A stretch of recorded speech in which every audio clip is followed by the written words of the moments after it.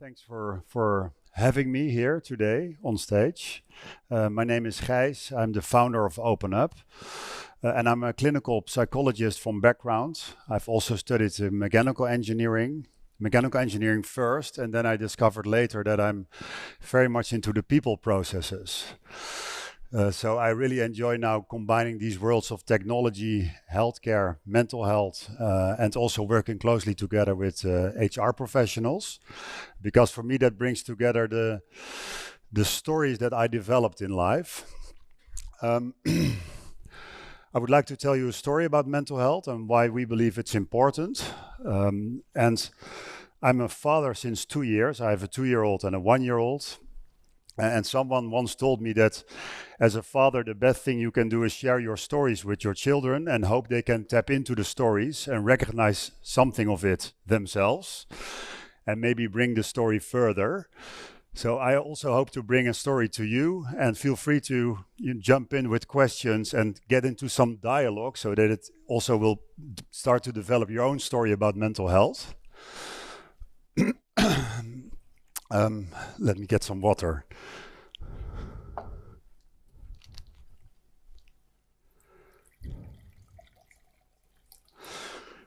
I think in psychology we often say it takes a village to raise a child.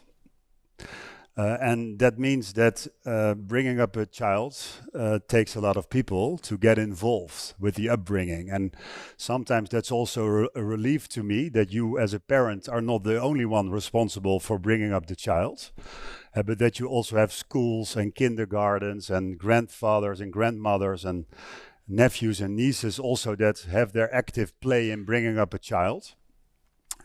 So therefore, I'm also happy here today to see that we are with also colleagues of Anti and Nilo Health, Coach Hub, because also setting this new theme on the agenda is something we cannot do ourselves, and that we also need to work together with the other companies also doing similar good stuff.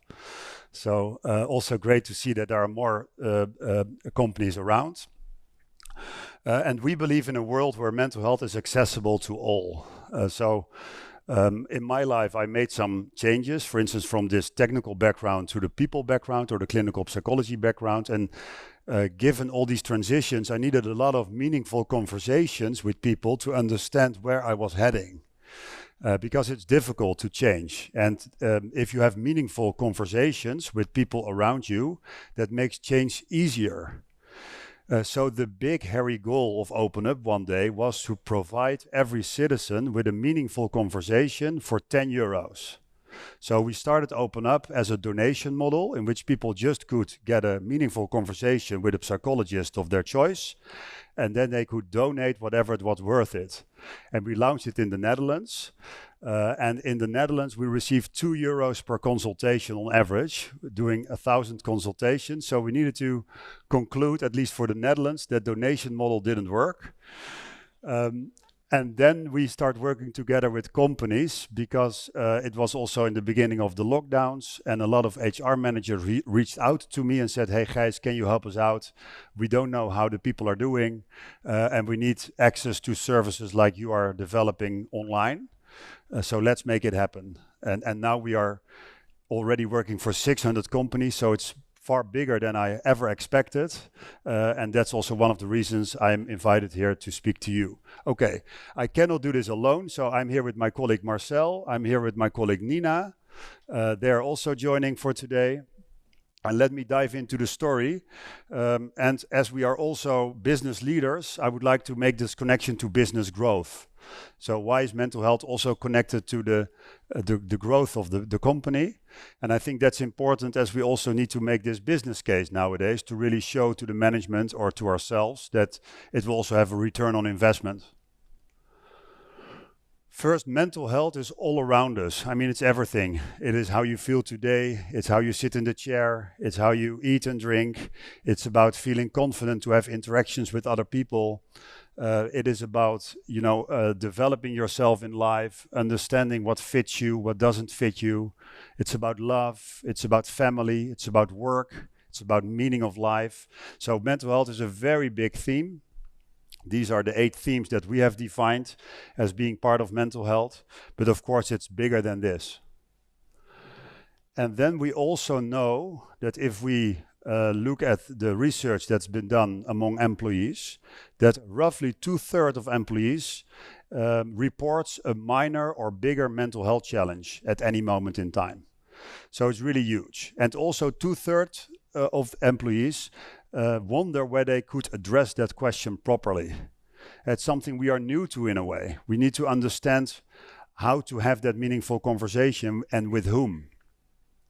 And then also the first business fact, I would say, we know that 40% of absenteeism, so of illness days, is being caused by mental health symptoms. And we see that in companies with younger generations, with a lot of millennials, new generation employees, we see that this percentage is even higher. I even know some scale-ups that have 100% absenteeism caused by mental health symptoms. And then luckily we live in this Western European world in which we have very good supplies already there in terms of healthcare, for instance. We are pretty much satisfied with healthcare in the Western world, and luckily we have a very high standard of healthcare system. But then if you look at the mental healthcare system in all Western countries in Europe, then you see that approximately 20% of our population at any given moment has such strong mental health symptoms like anxiety, depressive symptoms, that they really have troubles doing everyday life. And we can only help out 5% of them. So, and don't get me wrong, we have a big group of psychologists in Germany. We have a very big group of psychologists in the Netherlands and in all European countries. It's often the biggest medical or paramedical discipline there is. But it's only sufficient to help out roughly 5% of population, while we know that 20% of population suffers from stronger mental health symptoms. So the system is under tension. And just doubling the number of psychologists wouldn't be the solution. And it's a growing cause for concern. We have seen the COVID crisis. There's a lot of research now being executed on the COVID crisis. We know it increased depression, for instance, and significantly increased depression. The mental health among young people is at an all-time low, and it gets more and more difficult to switch off from work. We are always connected. We are always online.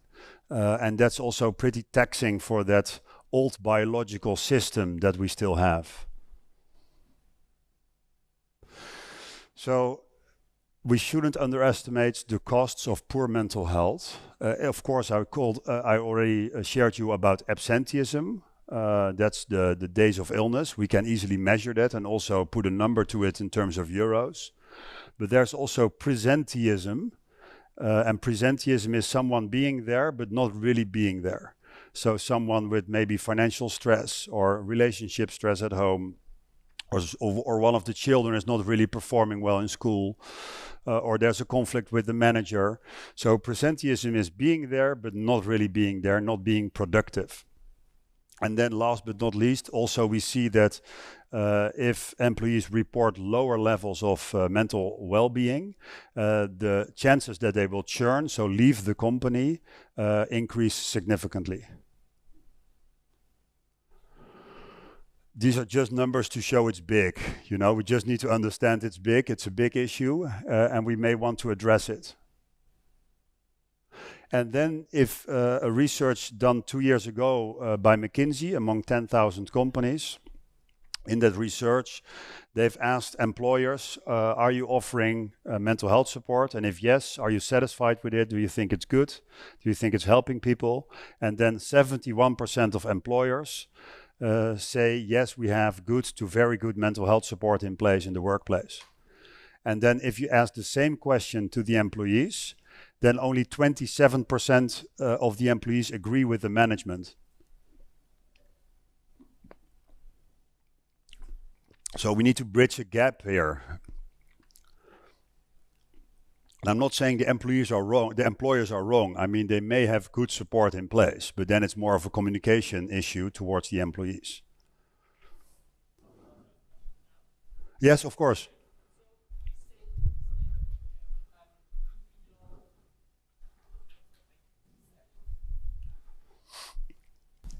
Cheers. Thank you.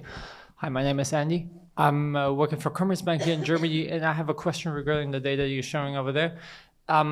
Do we know what kind of support is offered by these employers being surveyed in there? Do we know if it's only like they're offering an EAP service, or does it go further than this? Yeah. For this, I don't exactly know that, but I have a research of Deloitte from this year in which we know more about it. I will share you just a couple of slides further, and I will come back to your question. Now, what if all employees would be, mentally happy, feel good? Of course, that people are more productive, more motivated. We get them into a more positive culture. We get more attracted also as an employer. I mean, happy people serve like a magnet in a way, so it will also make your company more of a magnet. And this is the research I was talking about from Deloitte. Deloitte this year did a research on the UK, so only UK companies, to really see what do they have in place and what is the return on investment of these interventions. And then I think the good news here is that whatever you do, it will have a positive return on investment. That's also the same for therapy, by the way, in healthcare. It doesn't really matter what you do in terms of the therapy you choose for mental health support. As long as you choose the therapy, you really believe in the therapy, and you communicate the therapy right to the client, it will have its positive effect. So that's kind of relief, whatever you do, if you kind of believe in it yourself, if you can really communicate it to your employees, it will have a positive return on investment. But of course, there's a difference. So the average return on investment is €6. But there's a difference. So I put on 3 examples here on the slide from that research. So if you have a web-based guided self-help, that means just a tool you offer to your employees without any support from a human being, then the return on investment is 3 to €1, and that has to do with the higher dropouts. So if there's not somebody who cares, then the dropout on technology can be pretty high. And then on the right side of the slide, you see one of the highest returns on investment is training your management. It seems very easy, but that can be very difficult. But of course, we all understand if you train the management that it has some sort of a network effect, because they have 10 or maybe 20 people they can impact with their skills. So training your managers has a high return on investment. And in the middle, there's an example. I will come back to that later, because that's a 1-hour telephone-based support by a psychologist. So that has a very significant positive return on investment as well. So if you look at that research from Deloitte and you are wondering what kind of intervention should I choose for my company, then I think there are three takeaways from that research that will drive your return on investment. One is make sure that the intervention you choose is able to support large numbers of employees in the organization. So that's really a wide an intervention that you can use for the wider group of employees. Then focus on prevention. So don't let these symptoms develop over time, but make sure you're fast and that it's easy to connect to the intervention. And also use some sort of a technology or diagnostics tool to make it more tailored. So to make it tailored with individual psychologists can be very difficult and very costly. But if you have a nice tool that asks the right questions to the employees to guide them to the intervention that really suits them, that's really driving your return on investment.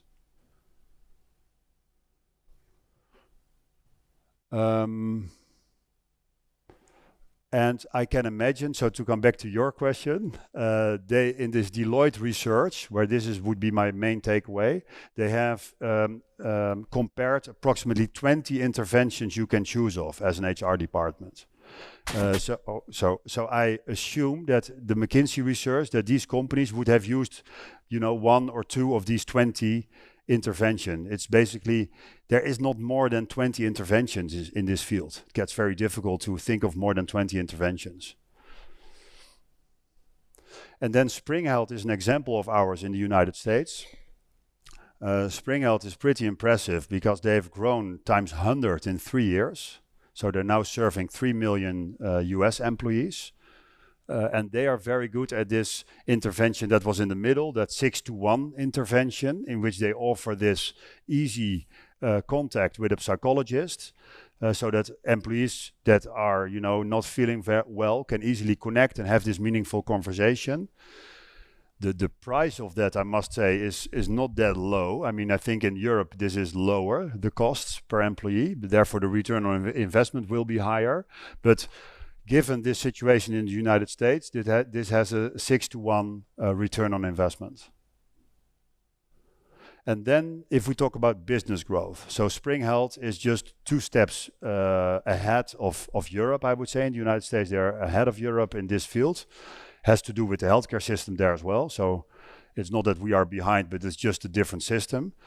But if in Spring Health they did research on the bigger group of employees they serve, the bigger group of companies they serve, and then you see 25% less absenteeism, so less days of illness. You can really measure it, and you can really connect it to an amount in euros. They see a 24% of productivity increase if you offer this company broadly.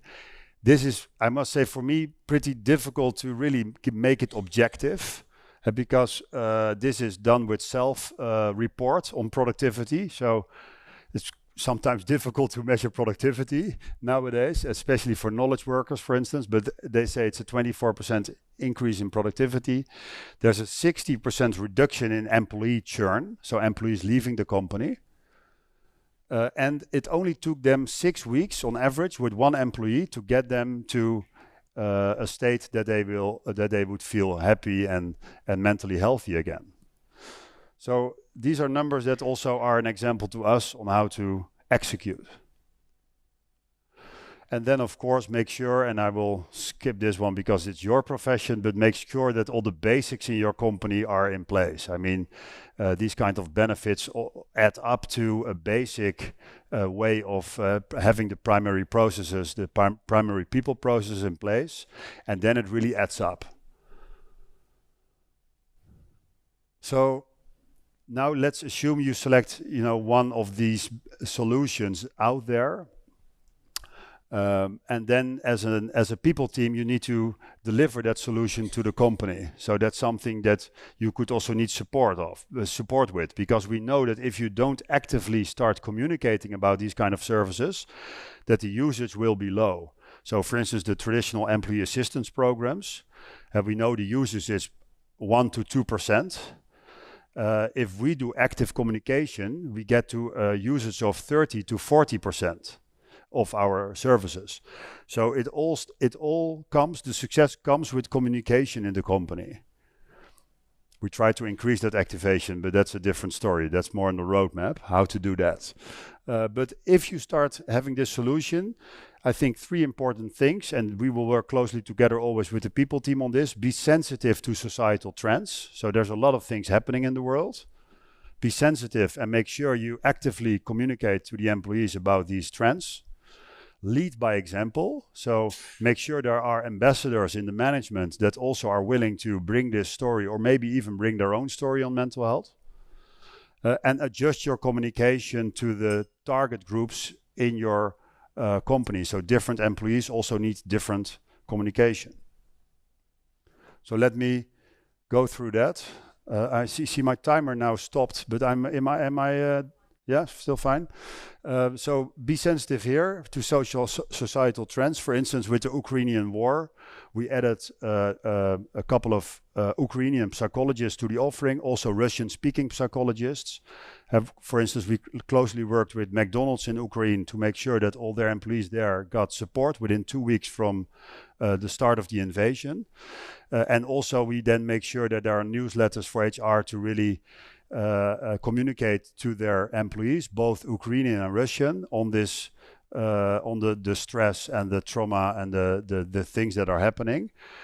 So that's one example where you want to be sensitive also in your communication and have a solution in place. And then also, for instance, the energy crisis now, it can put pressure on the financial health of people, and having financial problems also makes them very stressed. So that's also, for instance, now a theme that we are very much active on. And then you also try to find budget coaches so that you don't only have the psychologist for treating, let's say, or helping out with the emotional stress, but that you also find your way to practical solutions, for instance. So that would be my lesson 1. That's at least what we try to do together with the people team. And then 2 is involve the management. So on the left side, it's Mark de Lange. He's the founder of Ace and Tate. It's a chain of glasses in Europe.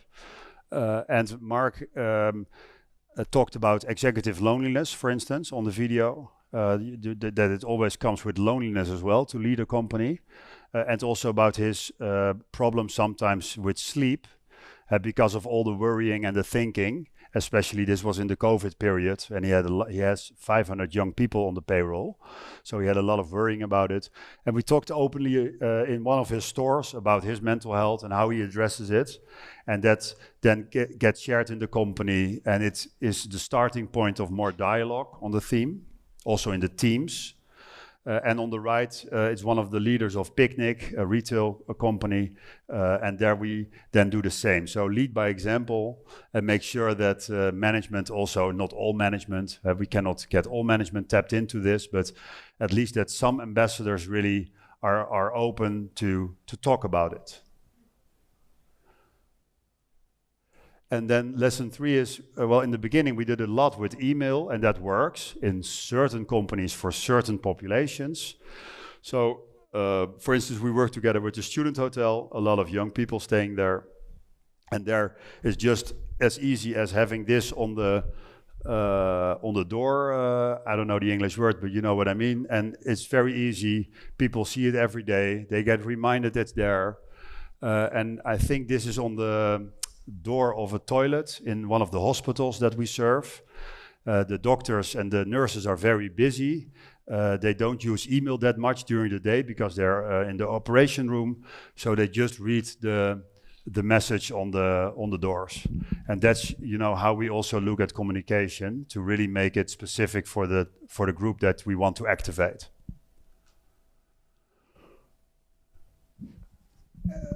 How much more time do I have? Because you have 7 minutes. 7 minutes. You're I think it's nice to. Then I will wrap it up. I think what we always do is to have tools for employees, tools for management, and also tools for HR. So on these 3 levels, you want to look at the company that you want to activate, and make sure you're sensitive to all 3 groups. And make sure you do it in a lot of languages. If it gets emotional, if it gets personal, people want to talk about things or get inspired with information in their own language. So we're adding language every quarter. Now, I would say these are just examples of companies that we work with.